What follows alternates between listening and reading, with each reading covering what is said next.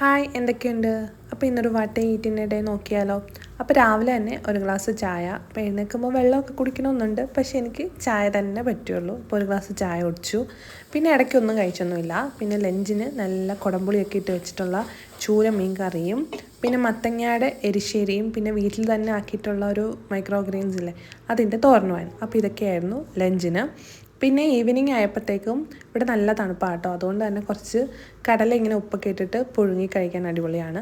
പിന്നെ ബ്രെഡ് ഉണ്ടായിരുന്നു, അപ്പോൾ ബ്രെഡും കോണും എഗ്ഗൊക്കെ വെച്ചിട്ടൊരു സാൻഡ്വിച്ച്, പക്ഷെ നല്ല ടേസ്റ്റ് ഉണ്ടായിരുന്നു കേട്ടോ. അപ്പോൾ ഇതാണ് കഴിച്ചത്. പിന്നെ നമ്മൾ വൈകിട്ടായപ്പോഴത്തേക്കും ഒന്ന് നടക്കാമെന്നൊക്കെ പറഞ്ഞിട്ട് വെളിയിലിറങ്ങി.